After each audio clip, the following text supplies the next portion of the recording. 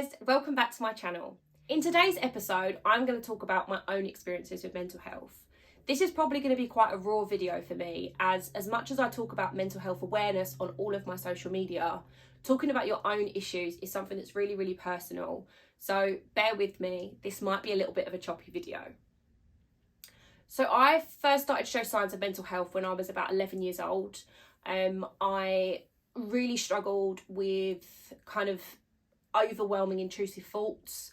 I also had quite a long bout of self-harm when I was between the age of 11 to 13, I think. So my mental health really started early on in my teenage years, that kind of age when you're, going through puberty, everything seems a little bit crazy, the world seems massive and you seem so small.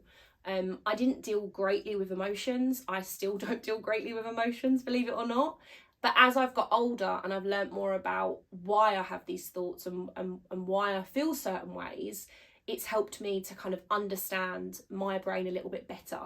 So I'm hoping that these conversations that we'll be having across this channel will help you guys to feel empowered to ask for help, talk about it with your peers, and also realise that it's really normal to not necessarily be okay all of the time. So like I say, I first started showing signs of not being completely normal when I was 11 years old.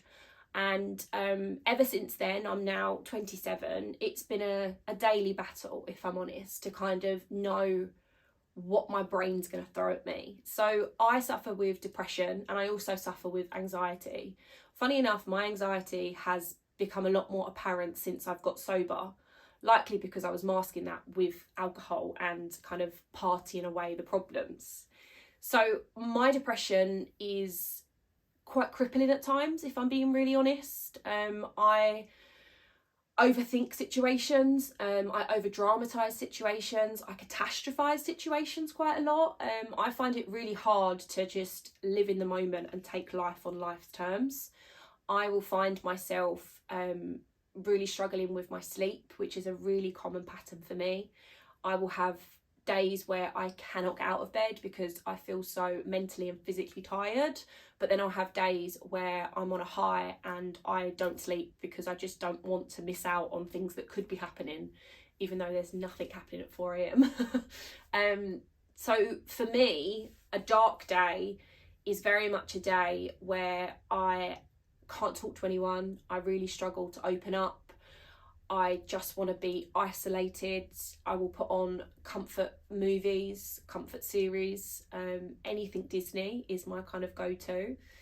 And I really struggle with my eating. I almost wish that I had been a comfort eater because I'm the opposite end of that spectrum. When I'm really anxious or really depressed, the first thing that will go is my eating habits, and that is something that I have noticed so much more since being sober.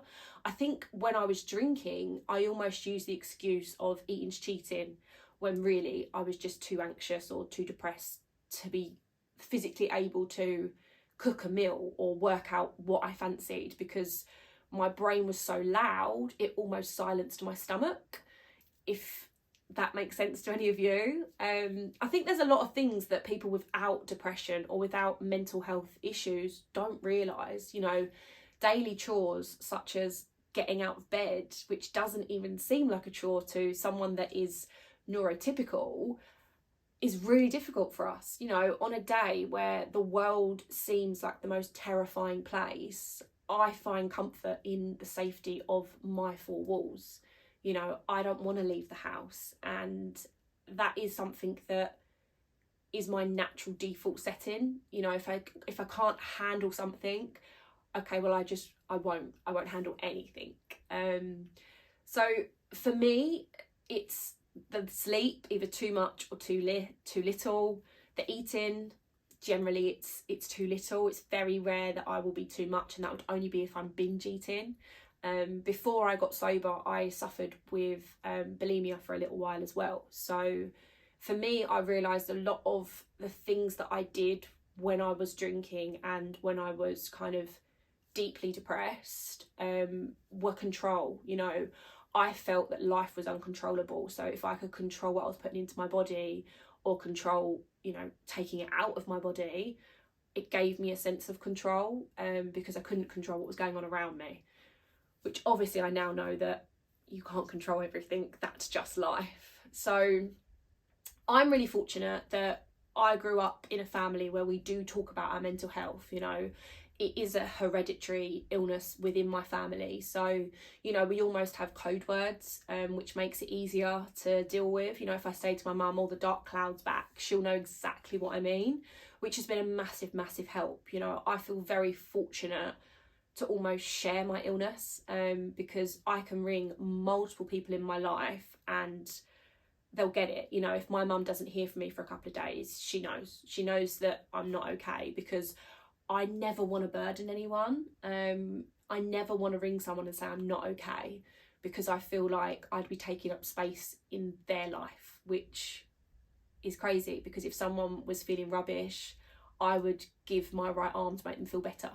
You know, I talk about mental health so much because I never want anyone to feel that they are alone. I never want anyone to feel that their brain is winning. You know, if you've been in that dark pit of despair, your brain literally tells you that no one loves you, no one cares about you. You know, in some cases you'll have suicidal thoughts. I know I've obviously certainly been there. I've spoke about my story before. And if these messages that I put out on social media help someone realise that there's at least one person out there that they can talk to, no judgment, then I'm okay with that. Like I say, you know, this video is probably going to be really raw because it is difficult to talk about self. You know, it's easy to say, oh, go on a walk for your mental health and make sure you're drinking enough water. Another thing I don't do. So I think it's really important for me and for my viewers to have these conversations. You know, there are real people out there that have real lives, that the good, the bad and the ugly happens. You know, I live a beautiful life. It's not perfect by any means. I still have days where I feel horrendous. You know, they are fewer and far between, but something happens and my natural reaction is to go back into that self-pity mode. You know, for me, getting sober was the best thing I ever did for my mental health. And I don't really want to talk too much about that because I know that not everyone that has mental health problems also has addiction problems. So I don't want to put the two and two together, but that's just my personal story.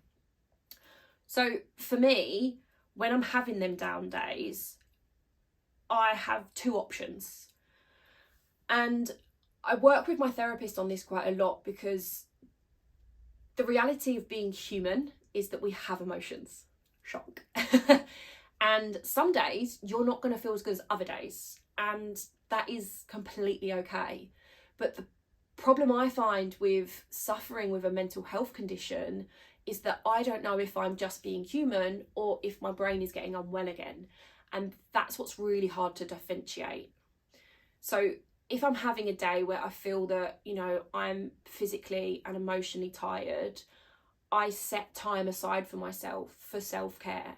You know, I know that I really enjoy doing my nails. I know I really enjoy reading a good book. So I find things that I know will make me feel calm, make me feel at ease, that are simple tasks to do. They don't take a lot of effort. I know some people say doing your nails isn't simple, but obviously I'm a qualified nail tech, so for me it's an enjoyable experience. But if you hate doing your nails, then maybe don't put that pressure on yourself. Something that you find easy. You know, I love watching YouTube and just zoning out. You know, true crime documentaries, they're kind of my bag. You have to find your own versions of what makes you feel calm.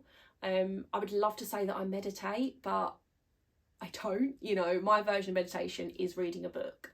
To me, meditation is taking some time for yourself to kind of shut the world out and just zone into self. I struggle with sitting still. I struggle with being quiet, believe it or not. And so, yeah, I had to kind of work out ways that I could calm my brain without necessarily just shutting it off, because that for me at this stage in my life isn't something that I've unlocked yet. I still try, but we'll see. But the other option is that, you know, my brain is unwell and doing things that make me feel better aren't going to make me feel better. I think people often forget that actually when you're asleep, you are healing. And, you know, often with mental health related issues, you can be triggered by something that isn't a present problem, but it takes you back to a previous problem. And you then start that grieving process all over again. You know, everyone has had trauma, and sometimes a song or a smell or, you know, the way that someone looks at you can remind you of that trauma, and your body will go into self-protection mode, and you may need to just take the day. You know, you can be sad for the day, you can be in self-pity for the day, but you can't live there. And that's something that I've learned. You know, for me, I used to spend weeks at a time in bed, just overwhelmed with emotion, and I never pushed myself to get out of my pit. I just allowed myself to stay there. And actually for me, that is counterproductive. You know, I always allow myself a day. Sometimes that will be once a week, sometimes that will be once a month, sometimes it'll be once in a blue moon. But if I feel that there is a chance that maybe I've been triggered, or maybe I'm feeling too overwhelmed to focus and be productive with my self-care, I will allow myself the day, you know. And I don't think there's any shame in that. I think you have to learn what your patterns of behaviour are and how you can best serve self. I worked with my therapist recently on healing your inner child. I've seen a lot of this since she mentioned it. I then see a lot of it going around on social media. And the idea of healing your inner child is to ultimately listen to yourself. For me, I am such a person that I will look after everyone else and not look after myself. You know, I pour from an empty pot. And the idea of healing your inner child is that there's you, the younger you, the child version of you, and they have wants and they have needs that are maybe stuff that you don't do. You know, if when you was a kid you used to love singing, and as an adult you've realised that you're not a good singer, you don't have to stop singing. You know, you can still go to karaoke, you can still put on songs and sing along whilst you're doing your cleaning and stuff like that. But I think as we grow up, we forget about the things that we really loved as a kid. You know, for me, I've always been creative, I've always been a performer, I've always loved talking to people, and for years I just focused on things that didn't serve my inner child, you know, chasing money and chasing job titles and stuff like that. And since I've been listening to my inner child, I feel so much happier, because you're ultimately listening to yourself. You know, you're saying, does this serve me? Do I enjoy this? Do I want to further my knowledge of this particular subject? And there's a lot of stuff that we have to do in life. You know, you have to do certain things to live the lifestyle that you live. You know, happiness isn't going to pay the rent, guys, but there is time that you can make for yourself. You know, even if you say to yourself, I absolutely love, you know, I don't know, swimming, and you give yourself an hour a week where you go to your local swimming pool, you know, that's your time with yourself, looking after your inner child.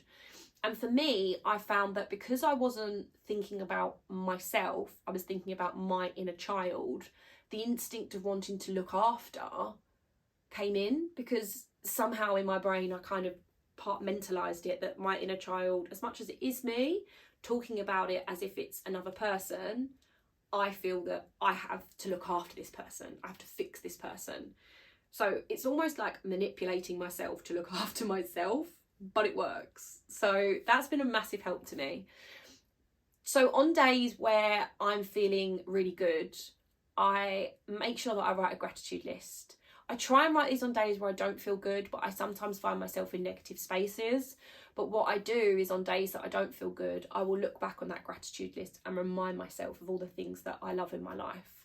And I think there's an assumption that gratitude lists have to be like really big deals. Like for me, every time on my gratitude list, I'm grateful for my boyfriend, my dog, my family, my friends.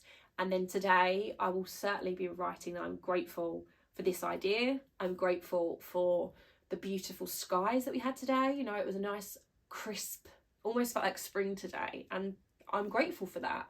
It doesn't have to be, oh, I'm grateful for, I don't know, a new designer handbag that I bought, things like that. You know, it's stuff that isn't necessarily tangible. It's stuff that little moments in your life that you just are like, oh, that's nice, you know. But by writing them down, you're giving yourself more reasons to be happy. And I think that for me, I was chasing that happiness for so long in the wrong avenues, whereas now I'm learning to find happiness in myself, and the only way you can do that is by listening to yourself, which is really hard when your brain can be a really negative place at times. You know, my brain is very much like good cop, bad cop. You know, on one side of my brain, it's telling me that, you know, I'm this, I'm that in a negative light, and the other side of my brain is like, you know, the biggest fangirl. So every day is a challenge in my brain, but every day I choose to give life a go. You know, this time last year, I was so deeply depressed and I was severely suicidal, and I felt that life was just so hard. And I was drinking on that, and I was angry, and I was disappointed, and I was overwhelmed, and I was doing nothing about it because I didn't really know how. You know, I didn't know there was an option of not drinking. I didn't know there was an option of going to therapy. I mean, I did, but I didn't love myself enough to do good things for myself. So, you know, after I had my breakdown and I felt I had a second chance at life, I knew that there had to be a reason. There had to be something more for me. And by more, I don't mean like a big house and a big car. I mean peace. You know, all I've ever wanted is to be content. All I've ever wanted is to wake up in the morning and think, this is okay. You know, I used to really want to be a millionaire. I used to want to be a pop star and all of that. Whereas now I just want to be happy. And, you know, I don't mean Instagram happy. I mean, I go to bed at night and I'm thankful. And currently that's my life, you know, and I've done that through listening to my body. And some days that's really horrible because some days my brain is a horrendous place to be. But some days it's pretty good, you know. So if you're struggling at the moment with your mental health, this is your sign to take a minute and really listen to what's going on. You know, are there things in your life that you can change? Are there things in your life that are completely out of your control? Because if they're out of your control, then you have to let them go. You have to let them be. But if there are things that you can change, even just slightly to release some of that pain, then do it. You know, someone once said to me, you can always go back, but you can't always go forward, which sounds really strange, but it's this idea of, you know, if you don't trust yourself to take that next step, then you'll never take it. But if you take that step and you don't like that step, you can always go back. You know, when I first got sober, people said to me, the pubs will always be there. And it's true. You know, the way that you've lived your life will always be there. It's comfortable, you know it, it's easy. Trying something new is scary, but possible if you trust yourself a little bit. So hopefully this video has made some sense. I feel like I've maybe rambled a little bit, but ultimately this series is a chance for us to learn more about what these illnesses feel like for someone that is dealing with them on a daily basis, and also what we do to live with them. You know, unfortunately for me, I know that I'm always going to have depression, you know, until they find a cure. I mean, I take daily medication, but